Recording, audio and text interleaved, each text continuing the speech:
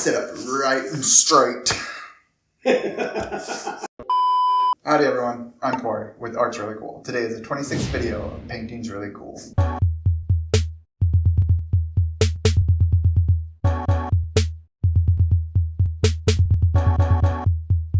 So, it's been a while. If you watched Adrian's video last week, you'll know that we have been out of town for a little over a month and haven't been in front of the camera, haven't painted, so a little rusty, my apologies. I wanted to come back after going through a bunch of photos back home, which is where we were in Montana. I came across a bunch of photos of my great-grandma and it reminded me how much I loved her and how cool of a person she was. I wanted to do painting inspired by her and some of her likes. I'm going to tell you stories about her, go through kind of massive amount of paint I've got here to kind of help build that picture of her life.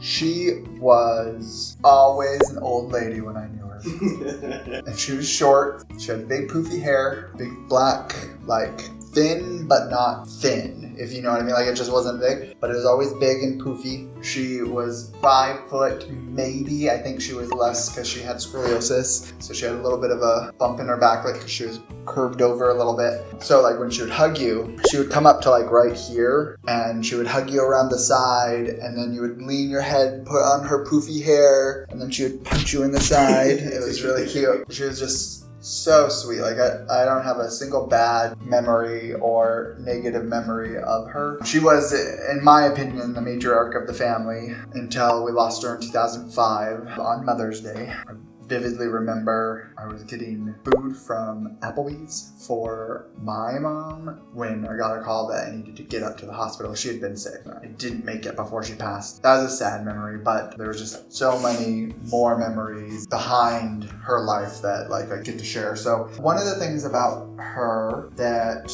my one brother I did a painting for and I find unique and quirky was that she had a very strong affinity for Native American culture, and we thought for the longest time that we were part Native American because she insinuated, if not outright said, I can't fully remember, but if not outright said, she very much insinuated we were like a quarter or like a big amount of Native American. And I did the 23andMe, maybe Adrian will put up a screenshot, very much not anything but like European area. So when both of us had done that and we found that, we're like, okay. She just really liked, I think, the culture and maybe wanted to be a part of it. I don't know all of the background behind it, but she had a Native American nativity scene, which I just came across when we were back in Montana. I didn't know those existed. I thought that was kind of cool. She had tons of different figurines. She had a lot of jewelry that was reminiscent of Native American culture. She loved turquoise jewelry. She also was very creative, very artsy, and would make so many different creations. So I've got a few things here I'll share. These are just some paintings of hers that she made. Pretty good in my opinion. And then this one was like a postcard that she sent. Then she also branched out and she made clocks out of saws, like circular saws. I think this is really cool. I've had this for a really long time. The clock part doesn't work anymore. I have it set to the time I was born. So if you paid attention, write in the comments what time you saw. But then one of the things that she did were these wood pieces that are very creative, and she would put together, my mom did not dust these, so it's very dusty, but she would put together these scenes made from just old pieces of wood that she would find. Like all of this was she created with this. Like she loved these, and then she would make Native American specific scenes. She liked the old Western type stuff, as you can see from this and other paintings I just showed. She has an aesthetic that is very evident in her artwork. But what I'm planning to do is I'm going to take a 14 by 14 inch canvas, a square canvas, and I am going to do a background similar to that circular wood piece that I just showed with metallic orange, yellow, and red artist loft paints, where I'm going to mix them together kind of like I did with this, because I really do like how that looks. And then on the bottom, I'm going to build in some copper, then Amsterdam Vandyke brown, and then a little bit of gold. I might get another lighter brown. I just didn't have one at hand, and I might add another brown. We'll tell you if I do. And then in the center of it, I'm gonna do a mixture of blue flash, Aqua flash, this Prussian blue, just a little bit of it, I think. And then some silver and a little bit of black to make kind of like a turquoise jewelry piece. And blow that out to maybe an oval-esque shape, because that's what I think of when I think of her stuff. I should have taken some pictures of her turquoise jewelry when we were there, but I didn't think about it until right this very moment. But yeah, so that's the plan. We're gonna see what happens. I've got a mix of colors that could turn great together, could turn bad together. I don't know, we'll see. I might use some of this Prussian blue in the sky too. All right, so with the magic of editing, I'm gonna be standing. Whoa, I landed, crazy. All right, so I forgot something. I need a palette knife to thick. Sorry. So Adrian made the canvas dirty, so I'm gonna have to throw this away afterward. Oh, I didn't shake up any of these before, so get ready for a lot of zooms. My great-grandma was, not in a bad way, simple, like a simple person. Like she loved very basic things. She didn't want the fancy stuff in life or anything like that. It showed in the way she kept her home. So I remember my great-grandma as always living in this assisted living home, not a nursing home, but like it had those things where on the wall she could pull like a cord and somebody would come help in case like she fell or something like that. But it wasn't, they didn't check on her, or she didn't have anything specific like that going on. I always remember her living there, and she had this cute little apartment. It was just one bedroom, like just a perfect size for her. And it was just decorated head to toe in Native American like paraphernalia or memorabilia, or I don't know what you want to call it. So I remember, I'm going to tell, I think the statute of limitations has passed. Uh-oh. So I think I can share this story and not get arrested or charged. And the store doesn't exist anymore, so I don't know who would come after me. But when I was younger, we would get like $20 for Christmas to buy everybody in our family and our friends and whatever presents. Like our parents would just give us $20, and typically we would just go to the dollar store and get a bunch of stuff there. But there was this other store named Gibson's, something Gibson, and they were kind of like a knick-knack store, kind of. They're really big. They had a lot of like everything. From what I remember, they were kind of like knick-knacky and paddywhacky and give a dog a bony. They had like a bunch of figurines and stuff, and they were really cheap. It was kind of like maybe like a Ross, maybe kind of as is today, but I realize I didn't shake these up. I have to give them a good shake. But anyway, so I found this in the store. I found a Native American man with like wings. He had like almost like he was wearing if I remember right, like an eagle pelt almost. And he was like in the middle of like a dance. And I just remember it was too much, but there was something next to it that was like $2 or something. And the price tags that they used there, they didn't have barcodes. They just used the price tag. I could peel it off and I could put it on the other one. And I did that. But it was for my great-grandma, so it's for the greater good, so it was okay. I did that and bought that. And so my grandma got technically stolen merchandise for Christmas. My great-grandma. Obviously, I feel guilty about it because I still remember doing it. All right, let's just add just a little bit of this. All right, now let's mix this up and see what happens. A little bit of blue went a long way.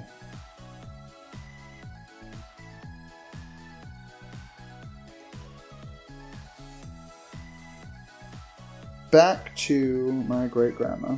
There was a time when I was into ceramics, but painting. Like I like making them. Like I have a pottery wheel right over there. I'm not like great at it, but I like doing it. At a job I was at, there was these ladies that would go to basically just this other lady's house and paint ceramics, and then that lady had a kiln to like fire it so they would come out. You didn't always use the kiln. That blue turned out really like the right amount.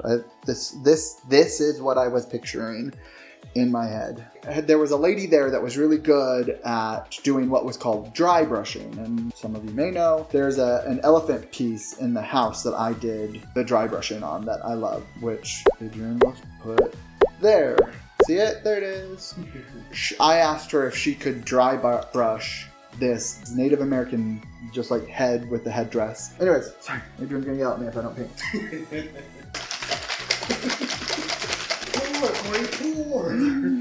But anyways, I asked her if she would dry brush it because she was really good at it, and she was willing to, and did this like beautiful like rendition. The skin tone was beautiful. The headdress had the right like light amount of color in it, but whatever. And then the beadwork was really. I was very impressed by the lady. I was able to give that to my grandma as a present of some kind. I don't know if it was Christmas, birthday, what it was. My parents ended up with it. I believe it's currently hanging up on the wall at my mom's house. It's a fond memory that I have of that class and of being able to present her with that, because again, that was really important to her. I'm going to use gold as the light brown that I was talking about maybe doing. I'm just going to use a little bit of gold for that.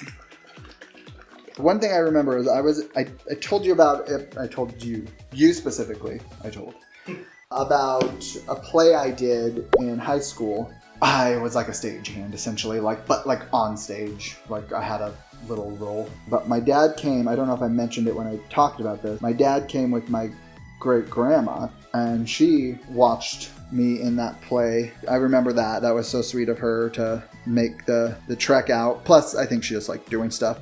And then I was gonna be in a play the next year, or no, later that same year. And the the play director guy just quit in the middle of the year. But in that play that I was going to do, my character was going to be eating pie, just like sitting eating pie while other people did stuff. And I was going to have one of my grandma's pumpkin pies. She had really good pumpkin pies. I don't really like pumpkin pie that much, but hers was pretty good. This turned out pretty much like I've wanted, so I'm happy with that. Now let's do the thing in the center. This great grandma is my mom's grandma, by the way. But my dad and her had an amazing relationship. So he would go over to her house for lunch every Thursday and he would play Yahtzee with her. And she would make a dessert. They would just play a few games, I think 3 games of Yahtzee, so that you could see who was the actual overall winner. As she got older, she started to get a little forgetful, so sometimes her dessert, she would forget to put sugar in it. And so my dad had to eat this very bad sugarless pie or something. And then he'd have to be like, oh yeah, it's so good. But I just thought that was so cool. Every Thursday he went there and hung out with her. And again, it wasn't his grandma, it was my mom's. And so it just was how sweet that they built such a bond. I don't 100% know what I'm doing with this, just FYI. I mean, I'm going to blow it out, but I don't know why I put the silver like I did. But we used to, at my grandma and grandpa's place, her actual daughter, we would have family and we would typically play Yahtzee with her. She just loved Yahtzee. I don't know why. I don't know what it was about Yahtzee, but she loved her some Yahtzee. And so we would always play, and she would always just sign her name as X. And I was like, oh. I mean, because she was born in 1915. So I think a lot of times they would sign paper as just an X. I don't know. But anyways, let's blow this out.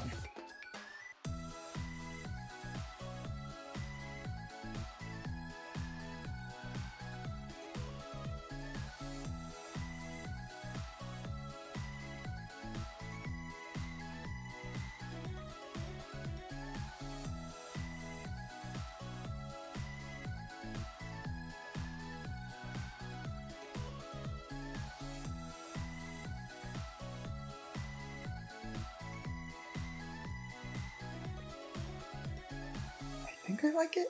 I mean, it's kind of just like an explosion. I kind of like that it's almost like a portal in the desert. Almost like maybe even like a mirage you're seeing. Some themes over there, but I could see this as a piece of jewelry though, to this specific thing. Yeah, I think I'm okay with it. I'm gonna torch it and get rid of some of these air bubbles I can see all over the place. Use Adrian's torch. Yeah, I think the more I look at it, the more I like it, I think. Let's show you the wet version.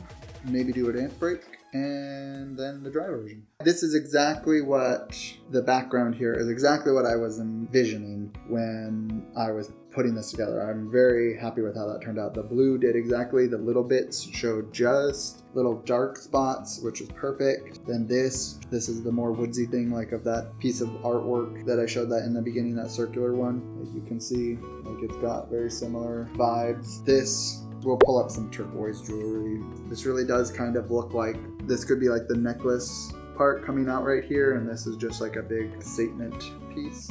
Obviously not that size, that would be like a plate on your neck, but you're not, what's that guy that wears a cloth? Yeah. I'm happy with it. I'm definitely happy with the background. Give me a beat.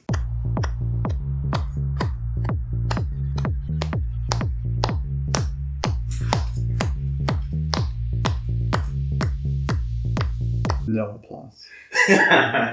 Just kidding. Alright, here's the dry version. Wow, look at it. So fun. I love how you can see the differences in the brown section with all of the metallics, and then the sun section, like the sunset. I like how you can see that difference right there very nicely, but they also complement each other really well. I think that they go together really nicely. And then this section right in the middle, it kind of just gives me vibes of, like Adrian had said, kind of almost like a portal into, I guess I said portal, but like the essence of turquoise jewelry and whatnot. So like, kind of like it. I really like this weird, like almost neon green section. I'm not quite sure how this came to be, but I think it's kind of cool. And I just love the wispiness of the blowout and how it clearly makes a dent in the overall, like you can see this is slightly different than over here and over here. It's just kind of cool. But anyways, I hope you like it. Bye.